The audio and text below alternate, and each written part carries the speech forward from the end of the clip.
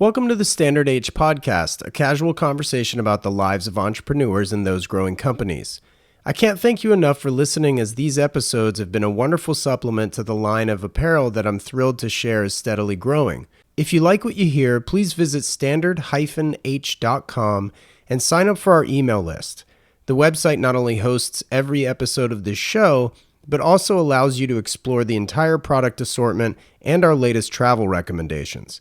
As an email subscriber, you will be the first to receive product release information as well as receive offers no one else is privy to. Just visit standard-h.com for more information. Seeing Standard H worn by a growing number of watch enthusiasts has been incredibly cool to witness, so chances are good if you're listening to this, you're probably an enthusiast already. However, if not, it makes no difference, as Passion Fine Jewelry welcomes everyone into their shop in Solana Beach, California. If you're already in deep, you'll know some of the brands that Tim Jackson and his team carry, which are some of the most highly sought-after independent watch manufacturers sold today. Names like Roger Smith, Grunfeld, Kudoke, Habring, Sarpaneva, and many more. If you can't make it to California, visit passionfinejewelry.com for their entire offering online. This episode is also brought to you by Cantonment. Cantonment's flagship product, the kerchief, is a perfect medium between a handkerchief and a bandana. Featuring iconic designs such as the Fender Stratocaster and the dashboard of a Volkswagen GTI, these utilitarian cloths are an item that should be a mainstay in your everyday carry. Tuck one in a back pocket or use one as a neckerchief. Visit them at cantonment.co, that's cantonment.co, and use the code STANDARDH in all caps, no spaces, for 20% off everything in their online shop. Now let's get to the show.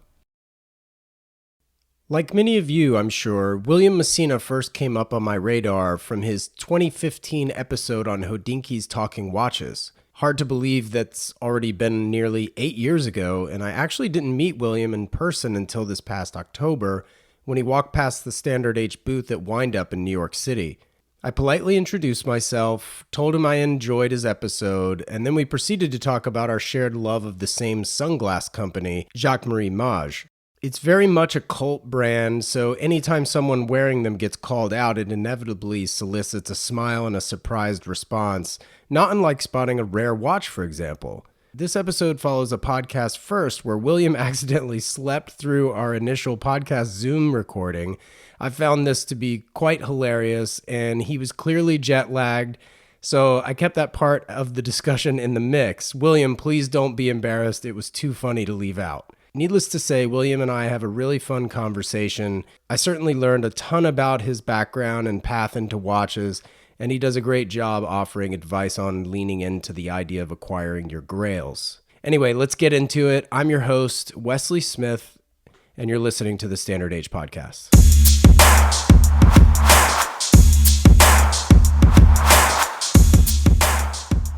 How are you doing? I'm good.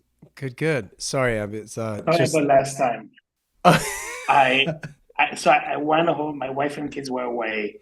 I had just come from London 2 days before. I fell asleep on the sofa. I basically was like, oh yeah, I have West in an hour. I'm going to read. I started reading. I fell asleep. I woke up 4 hours later. I am like, I never do this. I feel really bad about it. It's not an issue whatsoever, honestly. Like I've kind of recording these podcasts has sort of led me to seeing and hearing it all, so to speak. Okay. It's like the excuses to the school teacher, my dog ate my homework. Right. Yeah, totally. Yeah, no, I get it. And no, I appreciate you taking the time regardless and making it easy to reschedule and stuff. It's been fun. Yeah, no problem. My head's been down. My wife and I are about to move house. So like Okay. I'm in the middle of the throes of packing and prepping and we gut renovated our house that we're moving into. So, I mean, it's a full-time job. Yeah. This is like it's a 3 years affair moving, Right. I feel like you pack, you unpack, and you always like find an excuse not to do it, or you're too busy doing it. Right. And at the end of the day, it takes 3 years to get your bearings, basically. Right. For the dust to settle, so to speak. Yeah. No matter how many times you clean it. Yeah, that's true. So where are you now? Are you in your offices? Yeah, I'm in a conference room in my office. Yeah, Okay, cool. Now, where are you based? Like where I'm in in New New York? York City. So Broadway and Fulton, which is a financial district. Yeah, cool. So I'm about 2 blocks north of Wall Street, just to give you an idea, on Broadway. Sure. It's kind of quiet and nice and cheap rent, R- basically. really? Okay. Yeah, yeah. You think FI you don't think of cheap. FIDA in New York, I mean, in Manhattan since COVID is cheap Right. because a lot of the companies moved uptown in Midtown, Mm. and a lot of the companies, a lot of people did not return, so they closed their offices. Wow. But the big banks, Goldman, all those guys, and Citibank, AIG, a lot of them moved Midtown Hmm. Interesting. because a lot of their employees say, hey, okay, I'm going to come back to the office 3 days a week, but I don't want to take a subway to go downtown. I want to be close to the train, Right. to the train stations. So a lot of them have moved. So you Wow. have a lot of empty offices in Philly. You have, I think the occupancy rate is about 60% Wow. low, Yeah, Yeah, it's like half empty almost. Yeah. yeah, yeah, yeah. Wow, that's crazy. Well, I know you grew up in Switzerland. Remind me what city? Geneva. Okay, you are from Geneva. I thought so. But for some reason in my brain, I was thinking Lausanne or something. Yeah, I was, well, between Geneva and Lausanne, actually. It's a good point. I went to school. It wasn't in the city proper, but, the big city around me, which was about a 20-minute ride, was Geneva. So, Right. but it was between Geneva. I went to different schools between Geneva and Lausanne, basically. But, Lausanne is a much smaller city. Lausanne population is like 60,000, I think. Right. Geneva is 300 now, I think, or 350. Right. Um, so yeah, that's where I grew up. But I'm not. I wasn't born there, but I grew up there. Yeah, Where were you born? I was born in the south of France, Oh, okay. What town? in Nice. Oh, in Nice. Yeah, perfect. Yeah. Mhm. I had a beautiful bottle of Kronenberg 1664 on the beach in Nice, and I will never forget Oh that yeah, beer. Yeah. It's not the best beer in the world, but it was certainly tasty that day. It was delicious. that's funny. And but the beach has the stones, right? The pebbles. It's not the Yeah. best beach in. Yeah, I guess technically I wasn't on the beach, but I was, kind of at one of the tables with the umbrella, outside Yeah, and yeah, yeah, yeah. oh man. I went to Europe after college by myself and just traveled around Europe and I that memory will stick into my brain forever. You enjoyed it? How long did you do this? This around 2 months, like just shy of 2 months. That's nice. Because it was also piggybacking on I went on a big cruise with my whole family, like my grandparents, my aunt, my uncle, my cousins, my parents, like all of us went on a Mediterranean cruise and then they all flew back to the States and I stayed on with a backpack and traveled around because I had a lot of European friends and between hostels and their house was great. So one of my best friends in the whole world who now lives in Japan he grew up in Evian, France, like right on Lake Geneva. Oh yeah. Yeah, but he was born in Lausanne actually. Ah. So I know that area only from just kind of visiting short term, but So where are you from? You're from California originally? no, I actually grew up in North Carolina, Okay. which is very different. I've been there a few times. Yeah, very. What took you to North Carolina? For a while, my wife and I would go all the way to the beach in, oh wait, Kitty Hawk is Oh, yeah, in the Outer Banks. in the Outer Banks. We used to go to the Outer Banks every year before COVID, because my wife had friends that she grew up with. My wife is English, but she grew up in Washington, and friends of her have a house there. So we used to visit them every year.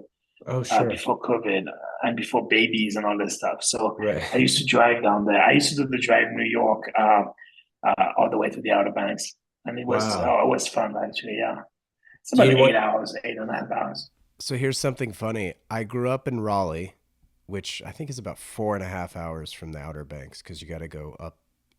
I've never been to the Outer Banks, not once. Ah, it's a great place. I know everybody says so. I love going there, having crabs, and it's very laid back. It's Yeah, like for me, I was born on the French Riviera, which is this nerdy, and I'm really not into this. And I really like laid back beaches, and that's exactly what I like about the Outer Banks. It's yeah, super laid back. There's nothing, it's wild in the sense that there's nothing, you can walk on the beach, there's nothing there. yeah, Yeah, I really enjoy it. And Kitty Hawk is kind of cool to visit. yeah. Yeah, it's pretty cool. My parents almost moved to a town called Duck. I'm sure you've driven through it, maybe. Yeah, Yeah, I've stayed in Duck. Yeah, yeah, that's exactly where the house was. yeah. In Duck. Yeah, Well, yeah. There's a great hotel there actually also. yeah, I've never been. My parents have been several times, and I've never been. You have to go, Wes. You Yeah, have to go. It's really nice. Yeah, it's yeah. worth a trip, with the family, and you take the kids to Kitty Hawk one afternoon, and yeah, it's fun. That's great. Well, what were you attracted to, like scholastically, when you were a kid? Like, what subjects were you into? Were you like into math, History. science, history? Okay, History. Yeah, I was a huge history buff. I was actually a Napoleon buff. I nearly uh, did a PhD in the US about Napoleon. There's a university, I think it's University of Tampa, has a department in there for master's or PhD degree about Napoleon, revolution and Napoleonic studies. And I nearly went there to do a PhD. that's fascinating. Yeah, but my sister is a history professor. I mean, was actually. She has a PhD in history, and she went to Harvard to do it. And Harvard is it? No, I think she got a PhD. She went to Harvard for something, but it's not a PhD. But Okay, maybe Columbia University. Anyway, that doesn't matter. But she studied the Second World War, and I didn't want to be an academic like her. When I saw her life, I was like, nah, this is not for me. oh no, that's so funny. Well, Yeah. So I studied business. okay, Yeah. I was a finance major. I actually studied math. In Europe, you study your major in high school. So I was a math major in high school, and then I studied finance at NYU. got it, got it. I almost transferred to NYU. Yeah, I transferred to NYU. I was at Columbia University first, and I transferred to NYU because NYU had a program where you could do your BBA and MBA in 4 years instead of six, and you didn't have to. If you kept a certain average, you had to have like 3.8, be on the dean list, and the whole thing. So I tried that, and that's what I did. Oh, that's amazing. It was a great pilot program that NYU was offering, yeah, in the late '80s. So I took advantage of it. It saved me a lot of money too. Well, oh yeah, for sure. Missing 2 more years of that tuition, I'm sure. Yeah. Wait, you were in college in the late 80s? Yeah, because I graduated from high school in '87, Wow. and yeah, I'm old. Yeah, you look good. Yeah, I was gonna say you look young. Thanks. So I graduated from college. I was born in '69. I graduated from high school in '87. Then I went and I traveled like you did for a year. And then in '88 I got into Columbia University, and in '89 I transferred to NYU. And then I graduated. I got my MBA in '93, I think, '92, '93. Oh God, are we recording this? We're rolling, baby. I didn't realize that. Yeah. I didn't realize you were recording. I was like, this is like a little chit chat. We're not talking watches yet. Yeah, well no, this is kind of what these things are about. They're about people and their watches and cars, and but it's mainly just about people. So I'm kind of interested to see, like what was your first job when you got to the States then? So it's interesting because so I came here and I was a foreign student, and foreign student, what we do is when you graduate, they give you a visa for 1 year where you can work. Right. So the idea here is you have to rush to find a job where they're gonna sponsor you for the green card. That's basically the goal. So my first job, because I needed to have a job right away, and when I graduated, I think it was in '93. with my MBA, there was no job basically. And to get a training job at a bank was an there were a couple of windows, a couple of banks I want to go, and I didn't make it. So my first job, I worked for a shipping company, Oh, and I was doing marketing for them. I was buying advertising in shipping companies' magazines, believe it or not, oh for wow. containers and stuff like that. Yeah, but I did this very shortly for 3 months, and then I got accepted in the training program at a bank called Crédit Agricole, which is a big French bank in Midtown. And I ended up in the trading room there. I first worked in the risk department, and then I ended up being a trader. So I was a trader for a few years there. Oh wow. And then I worked for another bank doing the same stuff, a Swiss bank. And then I quit. I went. What happened is one day I went home and I ran into one of my old professors from NYU. And he asked me what I was doing, and I told him. And he said, "Oh, I'm very surprised you're doing this.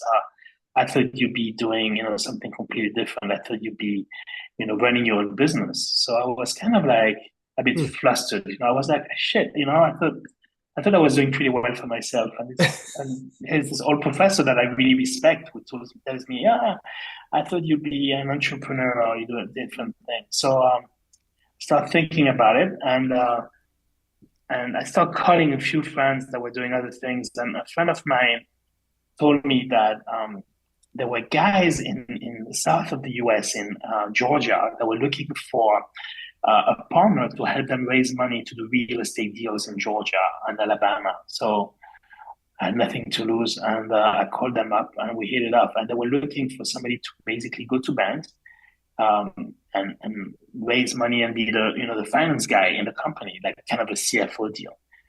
And I told them, I said, look, I have this idea. Why don't we take the you pitch that you want to give the bank, and we pitch it to rich guys in Europe and Swiss banks and rich family offices and stuff like that. So I thought that was a good idea, and we basically became partner. And we were building shopping malls, strip malls, all over Georgia. So this happened right after the Olympics in 96? Yeah. Yeah, exactly. So we were doing already, we were kind of looking at the Olympics, and we're buying land, and then it was zone commercial, and we built, kind of a little box. Like there would be a Wendy's, and there would be, two anchor tenants at Eckerd, and which is kind of a Walgreen. Yeah, no, I know Eckarts. Yeah. Yeah, yeah. We fill it. Oh yeah, of course you know Eckerd's. Yeah, yeah, yeah. And we fill them up with local tenants, a hairdresser, a barber, nail polish store, whatever. And Right. then we're selling them to REITs, real estate investment trust. So I did this with those guys, and I was raising the money. They were buying land. One was in the construction side, the other one was in the contract. So there was a lawyer, a builder, and me, and I was a finance guy. We had the lawyer that was doing all the legal stuff and trying to get the zoning right and all this stuff, and then we had the builder that was doing all the construction. And so I lived between New York. I still kept my apartment in New York because I had just gotten married. And I lived between New York and Atlanta. And I was Oh. doing this stuff all over the South, and which was great because, French Swiss guy in the South was kind of like, not a lot of people were, the accents, a lot of people couldn't understand a word I was saying. And I did this for until about after 9/11. After 9/11, I was like, when 9/11 happened, I was like, I want to do something I really want to do. And this is when I started to seriously think about getting into the watches because I was already collecting watches. I had been collecting watches from my first paycheck, basically. So I was really getting into collecting. I was very involved with Time Zone at the time, and I want to do my own thing. So that's when I told my partners that I want to sell my shares. So I sold my shares of the business to my partners, and I started doing different things in the watch world. I was still gambling, doing some real estate left and right, but I was really focused on doing something in the watch world. That's amazing. And wow, what an interesting path because while you're telling the story, I'm like, all right, you live in New York, public transportation. I'm a car guy, and Atlanta has horrible traffic. So what were you driving in Atlanta? A rental. Oh, you rented. Okay. Yeah, I didn't want to buy a car. I had, what did I, oh, the shit that hurts was renting, basically. Yeah. I would get upgraded to one of those, I would get a Taurus and get upgraded to something else, you The know? the Chevy Malibu. Yeah, exactly. Yeah, I didn't, I've never been a car guy. I was never the Right. thing that I really cared about. I had a car in Africa. I had a Lada in Africa. Oh, cool. I don't know if you know what a Lada Niva is, a 4x4 SUV Lada. It's a Yeah. Russian car. Yeah. So I had that. That was my first car. It was made for the Egyptian market. It was a beige. I paid like, I think, $175 for it. Oh my It had gosh. maybe 150,000 kilometers on it. So I had that. But after that, I didn't have a car until I had a store in Miami and I had a car there. Um, so basically, Atlanta had nothing. I was renting. Right.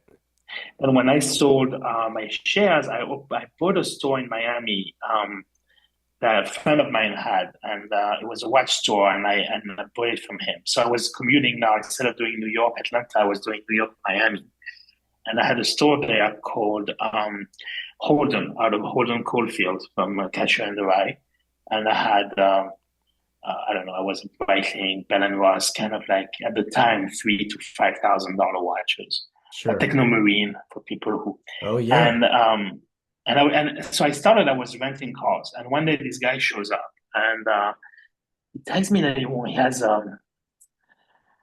what car was it? You know, one of those 1980s awful Jaguars, like you know those Jags from the 80s that I think Yeah. when Ford owned Jag. Yeah, so he had one of those cars. So you had ton of electrical problems.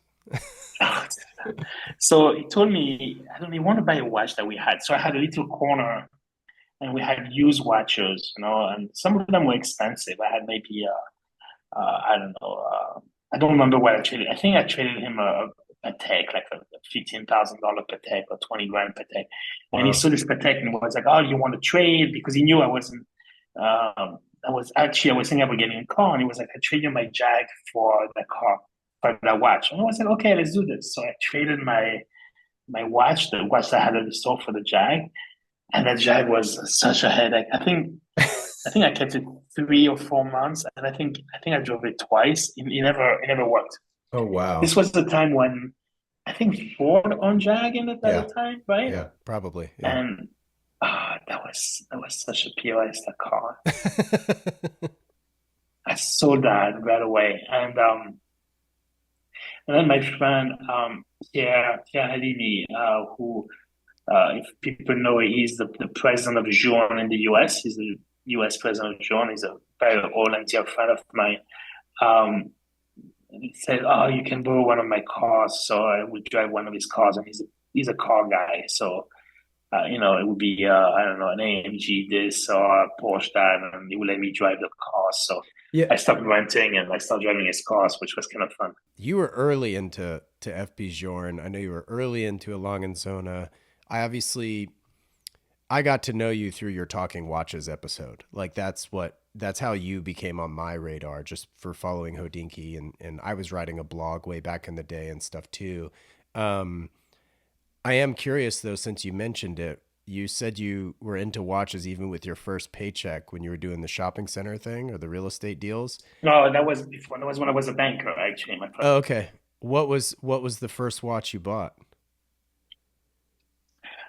So the first watch I bought with my first paycheck was actually when I was doing the shipping business. Okay. I got my second month. So people have to take into you have to take into context that back then I remember how much I paid, so that's easy. I bought a seed wearer Oh wow. Okay. at 25 off retail Wow. because I got the VAT refund and I got a 5% discount from a store in Paris. And I paid, I think, $2,200 for it. So I think the retail back then was maybe 27 or 2,800. I mean, let's see. Sure. You have to realize A Daytona, which I bought a year later, was I think the Daytona was $3,500. I Yeah. mean, you have to keep that into this is 30 years ago, exactly 30 years ago. So um, I bought that Seed Weather. That was the first watch I bought. Then then I didn't buy anything for a while because I had to save money and I wanted to buy an apartment. I was really into the early 90s. Real estate in New York was really bad, and I really thought that I should buy an apartment, which I did, which was really a smart move on my part. I have to admit it, one of the few times where I did something right besides buying a watch. And so I didn't buy a watch. I bought an apartment. I bought an apartment, and that was in 1993. And then after that, a year later, with my bonus, I bought a more Piguet Ritième that I still have. I don't know if you're familiar with that watch. The Ritième was the only one of the Trinity, meaning Patek, Audemars Piguet, and Vacheron Constantin, was the only one that had a chronograph, playing chronograph. So I bought this. Um, I can tell you, also remember how much I paid. Retail was like 12 G's, and I think I paid 8,500 Wow. at the time. So I bought this with the deployment buckle. It was like a whole story. The deployment buckle never worked properly, had issues. And yeah, that was the first two watches I bought within a span of a year, which Right. was a big deal for me because that was like, 15,000, not $10,000. And, when you're starting even 10 years ago, $10,000 was a lot of money. And I Right. had a mortgage and, I Yeah. had a mortgage at the time and all this stuff, but yeah, I bought those, these are the first two watches I bought. Yeah. I'm curious, and I may edit this out, but I'm dying to know what your apartment cost in the 90s. I remember the price of the watches I bought at the apartment. It was very big. I remember that it was very big. I didn't keep it for very long. I flipped the apartment actually. Okay. The apartment, it's funny. I sold the apartment to um, a tennis player's parents. I won't say whom because but a Right. famous tennis player, his parents liked my apartment and they bought it, which was really weird. So me growing up, I was in tennis. I like tennis, and Formula One. That was my two things: Ah, tennis, Formula One.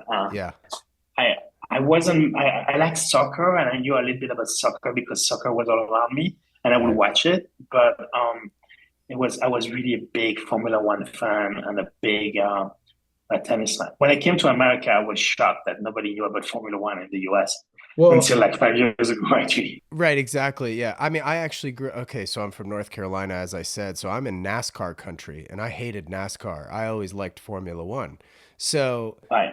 and I always used to joke I like cars that can actually take a right turn every now and again. And so the thing that I was gonna ask you though is, well, who is your driver as a Swiss child? Like who did you follow? um, I really like Alain Prost. Oh, okay. Yeah, French, yeah. French guy, but he lived in Switzerland. Yeah. Alain Prost lived, actually, his house was not far away from where I was going to school. Oh, so cool. I think I saw him once, actually. I really liked, of course, Ayrton Senna.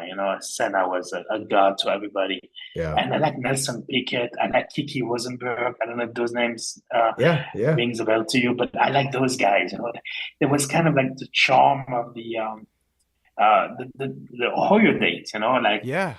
Niki Loda, all those guys that were like they were they had personality. They were cool. They were really cool. Smoking cigarettes, walking down with beautiful women. Yeah, I was very much into those guys. And then when Senna and Plus had that rivalry, I really liked it. I kind of liked it's like the Borg McEnroe, they Right. were playing those guys against each other like boxing games. And I kind of like that. I think that we lack this today a bit with um with Drivers. sports in general, Yeah. yeah. Yeah. Everybody's a friend. Yeah. Yeah. Now the Borg and McEnroe were friends, but they look like enemies, and it was great. It was a lot of showmanship that I really enjoyed. Yeah. Yeah. I feel like the closest thing to that maybe would have been like Daniel Ricciardo and Max when they raced for Red Bull. Just because, like, off track, they were probably friends, but like, man, they went at each other on track. Yeah. That's Yeah. true. That's interesting. That's super cool. So do you still follow F1 or no? Not so much. I mean, I like Max.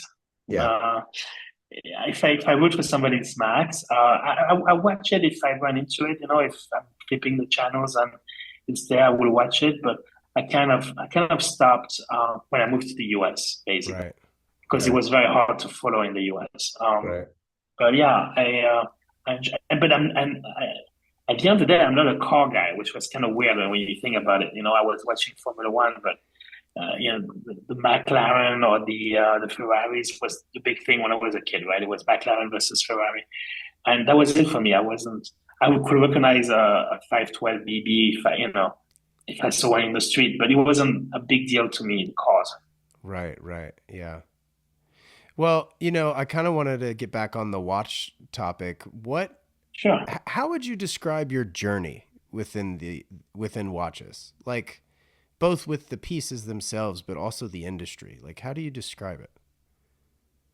So let's start with the watches. I think watches. I'm kind of somewhat different than most people. Is I'm very early after 3 or 4 years of collecting. Everybody starts by buying anything they like, and then all of a Right. sudden they realize that A, they don't have an infinite amount of money, and B, they start to get more into certain watches, like some people will go into brands like Patek or Rolex or Cartier or whatever, or independents. And a lot of others would be, going into a theme, military watches, sport watches. And I will get very, very much into something, but just for 2 or 3 years, and then I will move on to something else. Hmm. And it could be very eclectic. And I have a very eclectic collection, and I stay very open-minded and very eclectic. I don't like brands. I actually dislike brands. I like watches. Okay. And in certain ways, that kind of left me with the sense that in terms of a journey, I like it. I like it all. If you look at my Instagram, it can be a $1,000 watch to a $100,000 watch. Yeah. I don't really. There's no discrimination here. No on price, no on what kind of watch or what brand. If I like it, I'll buy it if I can afford it. Yeah. And if it makes me feel something about it, I will buy it. And that's still the same way. And I have never evolved really much as a collector. I My knowledge has I've been very lucky that collecting like this has given me tremendous knowledge because I've basically seen all of them. Yeah. Uh, and as you said at the beginning of the podcast, a little bit of everything. I'm the same with watches. I don't know much, but I know a little bit of everything. I can definitely hold a conversation with a Jean collector as I can hold a conversation with a military watch collector or a Rolex collector. I'm not discriminating, and Right. I'm very open minded. I like to stay like that. I never want to specialize. Can I interrupt you for 2 seconds because I have a dilemma on my hands and I want your opinion. So, very much like you, I'm kind of brand agnostic, even though I have several Rolex, I have several IWC. IWC's always been like my first love. Like I fell in love with their chronograph, right? And but now, like throughout my journey, I don't know, started paying attention somewhere around 2007. So call me 15 years into this thing. Been buying, collecting, selling occasionally. Um, I am infatuated with the 1815 chronograph from a Long& Sona. I don't know, should I sell several pieces to buy one watch or should I keep the pieces that I've bought because I do love them? Um, Like, where do you stand on kind of like trying to buy your grail watch, even though independently, like, I probably can't afford that watch, but if I sell six of them, I can. You know what I mean? I always recommend people to go for the big one. Yeah. To go for the big always. Interesting. Yeah, because from experience with collectors, I think that if they don't go for the big one, they're gonna buy the substitution to the big one. Sure. Like you see those guys, they want that, They want that expensive Patek, and they don't want to do the jump, and they end up buying five watches that look exactly like the watch they want. Right. Uh, and at the end of the day, you look at the collection and you're like, but they all look the same. But and then you talk to them and they're like, oh, I really like that watch, and it makes sense. You're like, okay, if you like chronographs and manual one chronograph, and you have five of them, and you tell me you like an 1815 chronograph from Lange, it makes sense. Is it the black dial or the white dial that you want? I like the I like the black one personally. Of course, because you like AWCs. You see, Yeah, fair. it's Yeah. exactly. I mean, put it this way: AWC designed that watch, by the way. You know that, right? Actually did not know that. Yeah. So the first generation 1815 chronograph, Lange was so before it was owned by Richemont. GLC and AWCs were owned by a company called Video. You know, Video that makes um, the things for cars. The um, Video is the one that makes your counters on cars, your um, the The screens that you speedometer? have on it. Oh, Thank you. yes. Yeah, yeah, Yes. yeah. Yeah. So they were making this. They were owned by a big company, a big, huge company that was bought by um, Vodafone. You know Vodafone in the Yeah, of UK, course. which is Yeah. basically the so Vodafone bought Video because Video had something to do with Vodafone. I don't remember what it was. This is 20 years ago, 25 years ago. And out of the merger or the purchase, they spin off GLC and AWC and Nange to Richemont, who bought the whole thing for 1.2 billion. That was in the year 2000. But originally, there was this guy called Gunter Blumlein, and he was the CEO of GLC and the CEO of AWC. Right. And the last remaining Lange came to see him and said, "Please help me. I want to relaunch my brand." So Gunter Blumlein used IWC engineers to go because they spoke German, right? They're in Schaffhausen. So Right. they went to La Chute and they started the company. They started designing the watches, making the movement, designing the movement. It was mostly Swiss German guys in Germany from IWC that kind of started the whole Lange. Okay, so that's what you mean by is designed by IWC. Got it. Okay. Yeah, I mean, Yeah. no question. They were Yeah. they were employees of IWC. They were not employees of Lange at the beginning.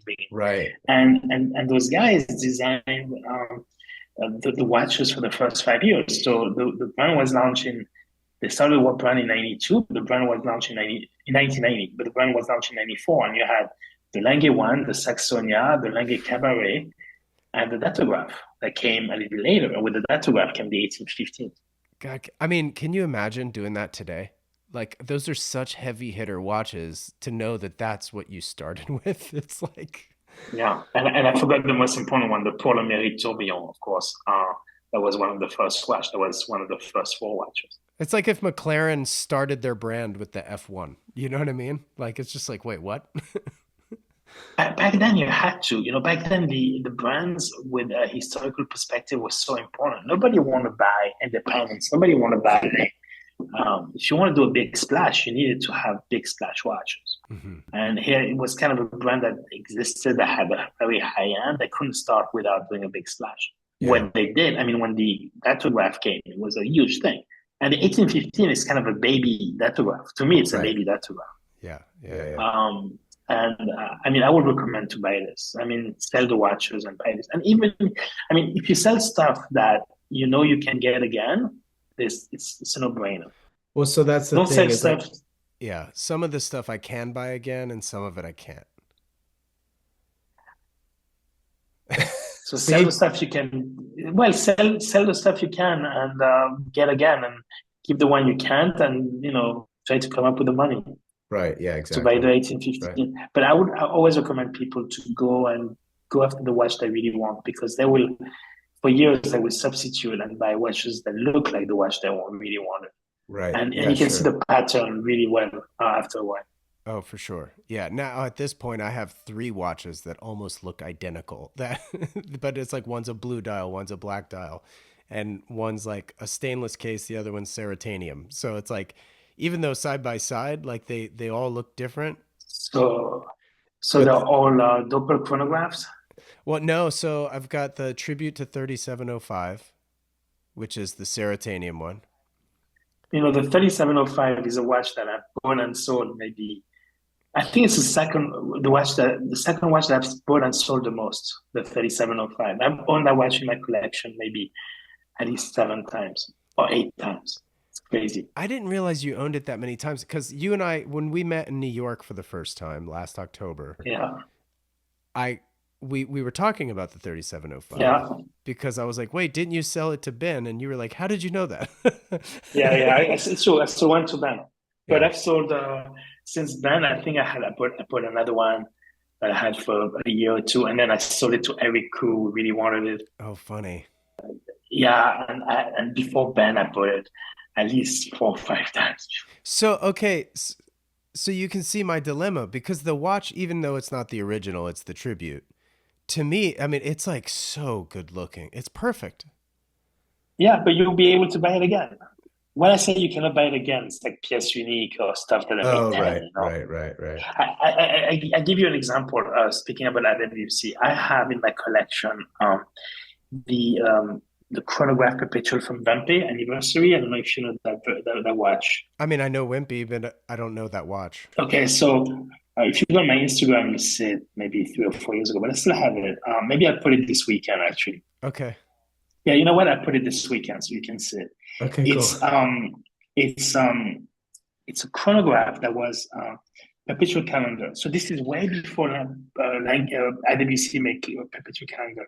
Hmm. It was Vampe 125th anniversary, Wow. and they made this watch in a limited edition of 50 pieces for the company, and it's a perpetual calendar chronograph, kind of like a Patek. And they made that in 2002, and they made 50 of those. Wow. So it's the old figure look, with the straight hands, and and I owned that watch in 2002, and I sold it, and I really missed it, and then I got it back. Like it took me 15 years to find it again. Oh, wow. So this isn't the big pilot you're talking about. This is something separate. No, no, no, no, it's not. It's a figure. It's a Right. perpetual figure, Right. black dial with a. I will write this weekend. You'll see it Okay. this weekend. Cool. I think I have it at home. Maybe not. Maybe I'm saying you'll see it this weekend and I don't have it. But yeah, I mean I have it, but maybe not at home. I'll find it. Do you still have your Mark 11? Yes, yeah, that one is a really good one. Yeah. So you have to understand the way I collect is I will get into something, right? And I will get really into it like crazy. I will, buy a Mark 11 and then buy other marks. So at one point I had Mark 9, Mark 10, Mark 11, Mark 12. And, and I would get into other military watches. And then maybe I get tired of the whole thing and I sell them. Mm. And then I realized that, oh, I missed that watch. And I would buy it again. And then I would try to upgrade. So if I still watch that I prefer, if I don't have an emotional attachment to that specific watch, a souvenir how I bought it, like if it was just transactional, if I found a better one, I would sell that one to get the new one in. But the Mark 11 that I have, it's kind of interesting because it it has South African markings and British markings. And when it was offered to me, I was like, this is a fake because South Africa was not in the Commonwealth. Mm. And for example, the IWC Mark 11, the Australian had it, and they are in the Commonwealth. So, but when I saw the South African, I was like, oh, this guy knows nothing about history. South Africa was not in the Commonwealth. But actually, I'm wrong. South Africa was in the Commonwealth, but for a short period of time. And then they left the Commonwealth in '59, and that IWC was sold maybe a few days or weeks before they left the Commonwealth. So I'm very proud of that one. I'm not going to sell that one. I don't wear it often, but I really like it because of that. Because I really thought it was a fake when I got it. It comes with Right. everything, it has the extract and everything. So I know Wow. it's kosher, but yeah. That's super cool. Yeah, I mean the Mark 11 is obviously timeless, and I mean speaking of Ben and IWC and all these things, like I think the Hodinkee limited edition IWC that they did was incredible. You mean the serotonin one? I think it was what it was in the Max 17 with no date, right? Yeah, that was a Yeah. great watch. I agree. Yeah, yeah, it was a great watch. They yeah, they did a good job because he looks very close to a modern Mark 11 in certain Right. ways. Right. With that, very dark case. It's a good one. I agree. I think it may be the third best release. Yeah. What's number two? Um, Number two is the Vacheron. Oh, okay. Oh, you're talking about of the limited editions. I'm sorry. I'm sorry. I thought you were thinking of Pilot's Way IWC Mark. I thought you were saying okay. IWC Mark, I definitely think the Mark 11 is the best one that was Right. ever made. Right. Um, I think the Mark 12 is kind of a cool watch. The Mark 12 is kind of nobody looks at it, but I own a few Mark 12, and I have to admit, if the size doesn't bother you, it's kind of a cool watch. The Yeah. problem is the 889 movement is kind of a crappy movement, doesn't keep Uh, very well power reserve. But in terms of a watch, the date can bother you, but for me, it didn't bother me so much. I think it's kind of a cool watch. I'll do this. I'll say Mark 11, Mark 9, Mark 12, and maybe the Ondinki. So maybe the fourth it would be in that case. okay, I see. Oh yeah, when you were talking limited editions though, got that Vacheron. I think that's my favorite Corn de Vache like ever. And I've actually told Ben that, and Ben's just like, "Oh my god, thanks so much," or whatever. Because like every time he posts that watch, I almost feel such a knee jerk reaction that I have to like compliment him on it. It's just so beautiful. It's perfect shade of gray. Yeah, yeah, it's a cool watch. Yeah, yeah, I Yeah. agree. Yeah. So what's number one then? Since you were talking about limited editions To me, from the band, from the from Ondinki Hodinkee, stuff, yeah. I like my favorite is the Omega. Ah, okay. So the 10th anniversary. Yeah, yeah, Yeah. yeah, yeah. That's a good one. Um, Fortunately, I was at that gala like that weekend. That was such a fun weekend. Ah, cool. Yeah, that was really cool. Well, and again, speaking of Hodinkee, what do you have on your wrist? It looks like is it 1675? Exactly. Yeah, And that was from your Talking Watches episode, right? Is it the that's same one? correct. Yeah, yeah, it is the same one. Yeah, yeah, yeah. That's beautiful. Yeah, yeah, 1675. It's funny. I wasn't wearing this morning. I was wearing one of my watches. I was wearing. I have the prototype of a watch that I released, but I haven't made yet. I mean, actually, the first few ones are going to be delivered next month. But it's the Habring perpetual calendar chronograph mono Oh, pusher. love So I Habring. was wearing that today, but they needed it for a photo shoot, and I had this in my office, so I put that on. Yeah. Oh, super cool. Well, let's talk about Massena Lab then. Hmm. What was the genesis? So the genesis was, I was running Time Zone for many years, and Yeah. in 2015 it was the 20th anniversary of Time Zone, and we thought that it'd be a great idea to Time Zone. Time Zone at the beginning was at the beginning of Time Zone, it was owned by this guy called Richard Page, and Richard had a watch store in San Francisco, and he did a couple of limited editions with Minerva, with Dubé Shannon brand, with brands that actually no longer exist really. And he had quite a success with it, but then nobody did it after him. So for the Hmm. 20th anniversary, I was like, oh, I do something like that. And we did a watch with Habring.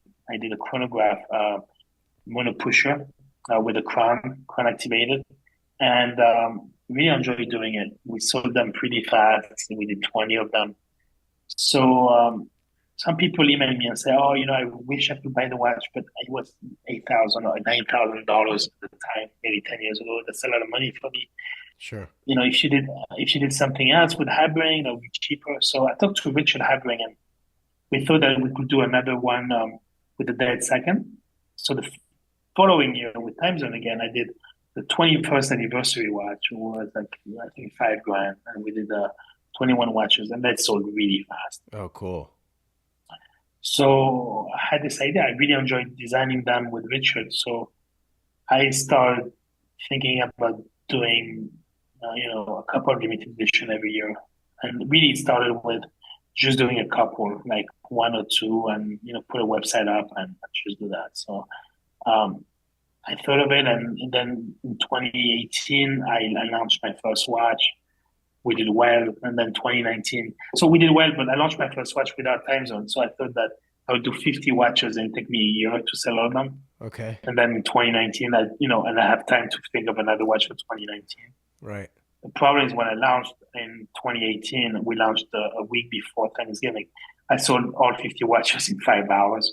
No way. I was, yeah, yeah. So it was fun. It was exciting, but at the same time, I was like, shit, I have nothing for Right. 2019. Yeah.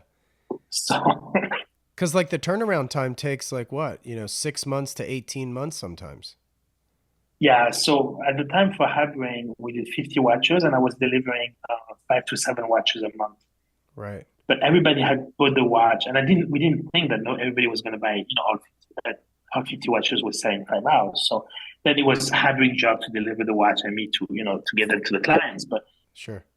I thought that I couldn't put another watch up until all those watches were sold. So I was like, now I had nothing on the website. So 2019, I was like, okay, I'm not going to release anything, but I'm going to prepare 2020. And 2020, we did a few releases, and the first one was with Unimatic. I did the watch with a brown dial. Yeah. That was a second Massena lab, and that was on March 3rd, 2020. So it was 10 days before we went to COVID. Yep. And we did 100 of those, and I was sure that I was not going to sell all of them. I was like, oh, 100 watches, at Right. least this is going to last a long time. So I had at the time, a WeCommerce, website, and my WeCommerce went down 30 seconds into it. It was like crazy. And I sold all watches, I think, in like a minute. It was like all gone. Wow. And so that was the first Unimatic. And then I had another 2 or 3 more releases that year, and I was working on 21, and then I had the Ming. I don't know if you remember the Ming. Yeah, the And the brown Ming as was a well. big deal because we got hacked, and I mean hacked. I don't know. We don't know. I don't know. Still today, we think we're victim of bots and stuff like that. But Yeah. and then the watch wasn't working properly. It had an issue with the hand. And then since then, I think we've done over 30 different models, 30 or 35 different models. Okay, so do you shoot for a particular number of collaborations per year, or do you just kind of play it by No, ear? Okay. no, no, no, no. First of all, um, you have a lot of issues with the brands. They can be delayed. Uh, COVID has made things. COVID was a very interesting thing. COVID was um, cocaine to my company and cocaine to the rest of the industry. All of a Right. sudden we all got a big shot of coke, nostrils. And so what happened when you have coke is you work much more, you feel much more active, but all of a sudden you feel very tired and you may need another shot, and this shot is not going to happen again. Right. So I think to a certain extent, a lot of people in the industry are still under the influence of the coke because I Right. had never sniffed coke before, and they still think that forever things are going to increase 20%, 30 or 50 or 100% every year. But the truth is that things are going to slow down. The thing is, you have to manage it. So we look at it and be like, with the brands, and we look at it and we say, look, we want to make things the right way for the customer and try to expand, 1 or 2 new brands a year, but not, you know. So we have the strategy is not to present too many watches at the same time, and to Yeah. try to make a good product first. That's kind of the idea, rather than start, doing left and right different project. Yeah. Yeah, Well, you obviously have an affinity for brown. Why is that? because I'm very much into the wabi sabi thing, from the Japanese, Mm-hmm. and and like the vintage. There's this vintage influence that I have into watches, and I think that modern collectors and young collectors, if there's a brown watch, a vintage brown watch, usually it's very expensive now. They cannot really afford it. So that was the idea with the Unimatic. We had those watch made by hand. I mean, they're kind of unique, and Wow. we and a lot of people kind of like them. So we did the geometer also with the brown dial, which Mm. was very successful. And then I did the Matitiso also with the brown dial, and Yeah, that yeah. was also very successful. And I think the reason is because it looks cool. I think I try to find a different tone of brown every time and still make it kind of vintagey without being too stupid, too fake. Yeah, Um, and yeah, it's a lot. I want to bring people to vintage in certain ways without having to deal with all the issues that vintage can bring you. sure. Yeah. Well, something I remember you said in your Talking Watches episode, because you said that brands always do their best work when they're struggling. But True. you're creating designs and stuff now, but you're not struggling. But so how do you explain this? Because I got to, I think, and I'm very conscious about it. I think that these are the easy days. I've been around 30 years doing this stuff. I mean, at least being around watches, and these Right. are easy days. Yeah. I think that I'm very conscious that it's not going to remain that easy. I think people are going to want more sophisticated and much more interesting things as we progress, and they're going to learn more because there's a lot of new people that started collecting, and they're going to get much more sophisticated and much more demanding. Yeah. Um, and I think that when it's going to be hard for me, maybe when my best work will come out, maybe it's not now, but also I'm 5 years old, I'm not like Vacheron Constantin that is over 250 years old or whatever they are, or Right. Patek that is over 175 years old. So they have the length where you can see that they did fantastic in the 30s when the shit was hitting the fan with the Great Depression, but or even in 2008, when it was tough with the economy. So in my case, I'm 5 years old. It's Right. maybe I'll blow up in the next 5 years. Who Right. knows? It's or maybe I'll be dead in 5 years. So it's kind of you kind of go and try to do your best every day. But I think I might be doing my best. Maybe I prophetized about the truth, but even for my case, I try to do a good job every time. Every watch I do, I try to be very detail oriented and bring whatever I can from the collab or even my product. Right. But but yeah, I do believe the brands do it better when they're really not doing well. Actually, they do a much better product. How do you choose what to do next for Messina Lab? Like, do you think of a design first, or do you think of a brand that you want to collaborate with first, or is it sort of just kind of one and the same? Like, I'm craving. Like, how do you decide what to do next? It's super easy. I it's like buying a watch. It's exactly the same process. So you want to buy a watch and you you fell in love with a watch and like you want to buy 1815 chronograph from Lange and that's what you want, right? So my process is very similar. Like I want to watch from XYZ brand, and but I look at the catalog and I see something I really like, but there's little details there and there that would change. Or and that's how it starts. So I will go to the brand and I pitch it. Hey, I want to buy this brand watch from you guys, but can you do this and that for me? And I have 50, 100, 20 friends of mine that want to do the same thing. So that's basically the pitch. The pitch is at what I want. It's not. It has. I'm not thinking about anybody else. When I went to Unimatic and I did that brand map, I wanted that watch for myself. I don't want that watch Yeah. for anybody else. Same thing with the Habring or anybody. It's of Ming, for example. It was really a watch I want for myself. And that's the way it starts. I don't have. I see a watch that I like, and I go to the brand and I tell them, please do it for me. I have the exact same approach when it comes to Standard H and how I produce my products. It's always what I want next, which is sort of selfish, but I mean that was the genesis of my brand all along is that like, I'm customer number 1, you know. And You have to. I mean, if you don't like your own product, how can you sell it? I right. mean, I found it. I found it. If you're not your first client, I remember when I kind of became a watch dealer. I'm going to do a drug reference at the end Right. here. Somebody else is going to think this guy's a drug dealer.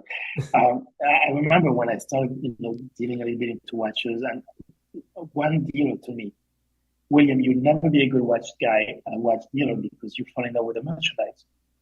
And drug dealers that fall in love with the merchandise are drug addicts. Right. And that's what I am. I'm a watch addict. I'm falling in love with the merchandise. And I cannot sell you something that I love so much that I don't want to sell. So I have to make more than one in order for me to show you why I love that watch so much Hmm. and why I designed it that way. And that's exactly what I do. And I Yeah. think that anybody who does anything in retail or in, accessories or clothing, you have to like what you're doing and be your first customer. Or then it's a guessing game. Oh, I'm going to do a. I mean, I found it very hard and very hard for what designers that do stuff for women, for example. Like Karl Lagerfeld, I'm like, wow, this guy was really a genius because he can find and have the taste and, to make something that he's never going to wear, this dress and this thing. I'm incapable of doing this. Right. Uh, I might be able to make a watch for my wife one day and say, hey, yeah, I'm doing one for my wife, maybe 20 people will like it. But right now, I'm more like, I did this watch for myself. You guys like Right. it? Hey, if you don't like it, well, I still have my prototype and I'm happy with it. Yeah, totally. It really works that way. Do you think you'll ever get back into brick and mortar from a business standpoint? No, I think that I may do little lounges and obviously pop-up stores and stuff like this. But having retail stores, I found it very cumbersome in the watch world. It's the security issue, Mm. the time wasters. I, I, I don't think my audience, I think, is more sophisticated than the average guy. The average watch guy. The guy who buys for me is a guy who already know about watches most of the time. Obviously, to discover me, you need to know already about watches, right? And not Yeah. so most of the guys that buy from me are somewhat sophisticated clients. So they don't need really the approach of here, stay here and sit down and let me tell you for an hour why to buy this watch. Yeah, they don't need an education. No, they Yeah. don't.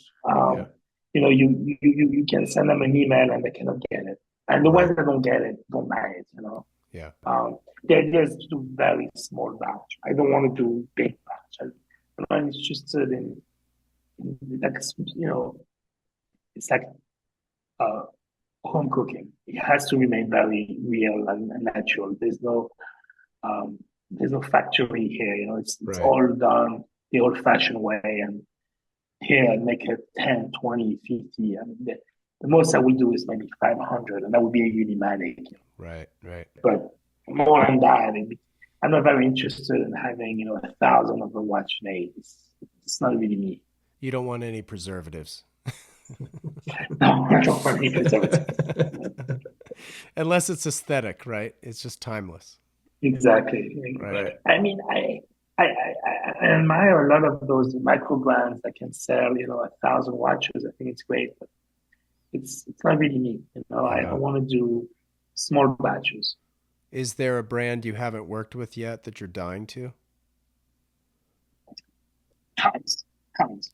Yeah. Yeah.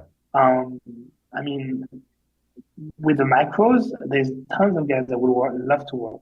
Um, and in order to work with people, there's two things. You need to have the same approach to what you want to do. And you need to be in a situation where you can talk to each other. You Hmm. cannot do. You need to like them. They need to like you. So in my case, it's very hard for them to like me. So it's uh, um, it's um, it's kind of difficult to approach them. But more seriously, this stance. The issue I have is I like to work with my friends and I like to work with people I work with believe in me at the beginning. And sometimes we feel the story is not finished or that we can learn from each other and do cool stuff. I'm Yeah. thinking Unimatic, Right. or Habring, which has been around for so long with me and we try to do stuff all the time. And then you have other guys that, I may have they do only one watch and then we move on to something else. But right now we have about 18 projects going Wow. on. And I would say that out of the 18, 20%, maybe 25% will die, would not happen. That's basically the rate. That's Interesting. Interesting. usually for different reasons, usually because the technique that we want to use is not working. Sometimes our idea was used by somebody else that came out in the market with it. Hmm. Hmm. Um, there can be different reasons, or they're too busy, or they don't have the manpower to do it. But so let's say on 20 projects, I will make 13, 14 projects, 15. Well, speaking of manpower, how many people do you employ? Like, how big is Messina Lab? So it's very small. We're four. Oh, cool. Yeah, just four people. I have one person who does basically CRM, one person who does mostly um, packing and things like this. And Sure. then I have one person who is basically my right hand man, who's the director of branding. So he does everything that is aesthetic on my side, all all the website, everything has to do with marketing, social media, pictures, and all that. He does all my branding. And then Cool. there's me. And I mostly focus on two things, the finance aspect of it, because we finance everything we make. Right. And I do obviously the design and stuff like that. We may add a fifth person that's going to do the physical designing for us. Right now, I subcontract that, but we're getting to the stage where I'm going to need somebody to be full time and design watches with me. Well, I hear IWC designs pretty cool looking watches. I don't know if IWC needs me, No, just kidding. I was kidding. but IWC is one of my favorite brands from Richmond. And definitely, uh, I think one of the best ones that the big conglomerate has. Yeah. Okay, so you have bought watches, you've sold watches, you've owned just like some of just the coolest stuff. What is the watch you've never bought, never owned, but maybe have experienced? Because I mean, you've probably experienced literally everything at this point. But what have you not owned that you want to own? Is there such a watch out there? Yeah, I've never owned a 2499. Oh, okay. I take the perpetual calendar chronograph Yeah. and or 1518 for that matter. I've never owned either of those watches, and that's the watch I've owned. I've owned all the modern ones, 3970, 5270, 5970, all of those, and I've owned 5004s, the split. But the 2499 and the 1518, I've never owned. Um, very early in my collecting career, I remember this. A friend of mine told me he had exactly the same experience. So I always talk about this. I remember I was at auction that was maybe 25 years ago, and there was a 2499 that went for maybe 120, 130 grand. And uh, at the time I couldn't afford it, and I saw this, and we knew it was cheap though. And I was like, this is the last time I'm going to be close to being able to afford it. And those watches are gone now, and kind of in a, they're not that affordable, far from it. And this is the two watches that I've not owned that I wish I've owned. But who knows, maybe one day I'll sell like I'm telling you to do. I sell my Yeah, entire I watch was just collection. about to I was about to suggest the same. But actually, if you look at my watch collection, you think that that's exactly what I was aiming at. Because you have similar looking stuff. Well, yeah, I've owned a lot of those modern version of it. Yeah. But also the fact that you see a lot of chronograph and you see a lot of perpetual calendars with me. That's kind of the two things I like. I'm not an all a meter repeater guy. I'm not really into Hmm. meter repeaters. I love tourbillons. I love perpetual calendars really, and the chronographs are my favorite. I think chronograph is the best complication. Yeah, I think yeah, I'm a big chronograph guy. I think maybe the 3970 is my favorite. So a 3970, maybe because I'm a big guy, a 36 millimeter on my wrist, it's a Is it little just bit like, too dainty? too, yeah, it's kind of like fat and small, Mm. and it kind of looks weird on my wrist. I've actually never tried one on, so I don't know. Uh, so I tell you, I've owned a few. It's a watch that I love to have in my safe, but I never really enjoy wearing. Interesting. Um, yeah. Did you like the 5970 better? Oh yeah. Yeah. I think 5970 is the best Patek that was made in the last 40 years. I mean, everybody when that came out said it was the best ever. Yeah, 5970, platinum, white gold. Those two dies. But that's really like top watch. Really, the Yeah. 5970 is great watch. Yeah. Well, cool. Well, William, I can't thank you enough for taking the time. This was a lot of fun. Wes, all good. Thank you for having me in the show. It was a pleasure to be around and Yeah. chat with you for now. Yeah, my pleasure. And I'm supposed to go to New York in May. So if you're around, would love to catch up, grab some food or coffee or something. Yeah. Yeah. Awesome. Send me an email. For sure. We'll do. Yeah. Okay, buddy. Well, thank you so much. And before we go, we got to talk about JMM for 2 seconds. We both hit it off over Jacques-Marie Mage. That's right. That's okay. So we hit it off on because I called you out on your sunglasses. That's So right, what JMM. have you bought a pair recently? Because we're collectors, at the end of the day, you and I. Right. So JMM, I have these ones, and these are the Eve. Okay. I have the Molino 55. I'm a Molino guy. Yeah. So I have a Molino 55. I have two pairs of Molino 55s, and then I have a Torino, and I think I have two Torinos. That's it. I have three Torinos. Three It's a Torinos, problem. one Anzo, two Yeah, yeah. Molinos. I have six pairs. Yeah, it's a problem. It's kind of funny that you mentioned him because I haven't thought about him in a while. I wear his glasses every day, but yeah, I don't know if you ever met him. I have never met him, but I've read a lot about him. Okay. So he's a French guy, Jacques-Marie Mage.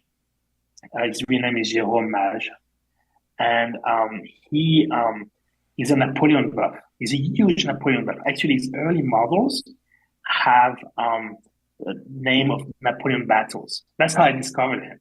Really? Like the Marin, yes, it's really bizarre, and so he's very much like me, and he does watches in small batch, limited edition.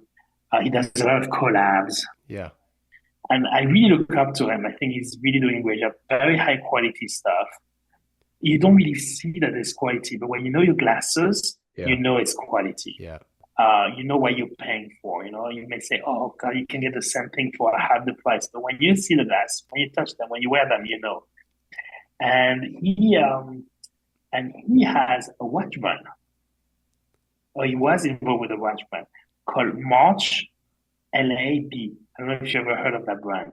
Maybe. March MARCH LA for Los Angeles .B, and the B is for Biarritz, surf city in the Right. on the Right in the west coast of France. Yeah, north of Spain. So yeah, he was involved with them. I don't know if he owned a piece of it or if he was a designer there, but he's also a watch guy. And he's very into something I like too, the West. He loves Wyoming. Yes. And I love this too. It's kind of like this Americana thing. It's like we Europeans have, I don't know, some kind of, yeah. I mean, that's why I moved to America, to be a cowboy. It's kind of like this idea that you have. I just love his blend of, mid-century modern, but he's also got the Western thing, like you're saying. It's almost kind of Southwestern, even sort of New Mexico, Native American. And all the details are well done. The construction is great, and the design have something very classic about them. Yeah, very well done. Yeah. 10 millimeters of acetate. It's just that weight. No, it's crazy. Yeah, it's so good. It's like a watch. You pick up the watch for the first time, you're like, oh my God, is this heavy? Yeah. Yeah, very similar. The first time I touched a pair of JMM, I was like hooked. Yeah, I knew right away. It was yeah. Cool. Okay, William. Cool. Thanks again. I forgot that. This is funny. All right, great. Well, I hope to see you soon. See you soon, Wes. Okay, thanks for this. Yeah, absolutely. Thank you. Bye-bye. This wraps up this episode of the Standard Age podcast. If you like what you heard, I'd love it if you'd share it with a friend or two. And if you have a moment, please rate and review the show as it helps others discover these episodes. It absolutely helps far more than you realize. Shout out to Jensen Reed and Super Beautiful for the theme track, as well as to Clear Audio for the noise canceling headphones. Thank you so much for listening, and I'll catch you in the next one. Take care.